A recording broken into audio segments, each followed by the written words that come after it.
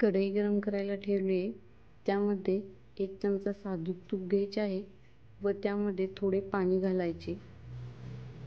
पाऊण वाटी साखर मी वापरणार आहे. यामध्ये साखर भिजेल एवढेच पाणी घ्यायचे आहे.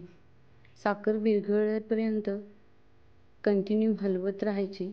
साखर विरघळल्यानंतर जे आपण ओले खोबरे बारीक मिक्सरला करून घेतले आहे ते मी 1 वाटी ह्यामध्ये घालणार आहे. साखरेचे पाणी आटेपर्यंत खोबरं आपल्याला परतत राहायचं आहे. हे मिश्रण दाटसर होत आले की त्यामध्ये 5 ते 6 पार्ले बिस्किट मी मिक्सरला बारीक करून घेतले आहे. त्याची मी पावडर यामध्ये घालते. पावडर मिक्स करून हे छान एकजीव करून घ्यायचं आहे. अर्धा चमचा इतकी मी वेलची पावडर घालणार आहे. यामध्ये वेलची पावडर घालून सर्व मिश्रण परत मी परतणार आहे. ते एकसारखे करून घेते. अशा प्रकारे हे आपले मिश्रण वड्या बनवण्यासाठी तयार झालं आहे.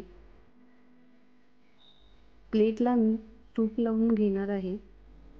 तूप लावल्यानंतर हे मिश्रण मी थंड करण्यासाठी प्लेटमध्ये घालते व स्पॅच्युलाच्या साहाय्याने हे मिश्रण पूर्ण प्लेटमध्ये पसरवून घेते. पसरवून घेऊन जसा आकार हवा आहे तसा देऊन घेते मी. अशा प्रकारे मी हे सर्व पसरवून घेतलं आहे.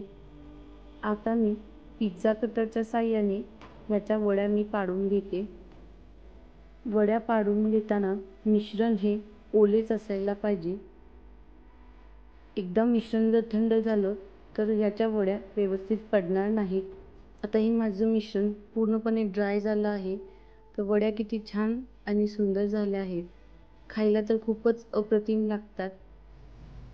पार्ले बिस्किट वापरल्यामुळे वड्या चवीला खाव्यासारख्या झाल्या आहेत.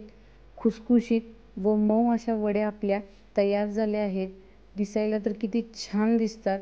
खायला तर खूपच चविष्ट आहेत. एकदा नक्की रेसिपी ट्राय करून बघा. आवडली तर लाईक आणि सबस्क्राईब करा.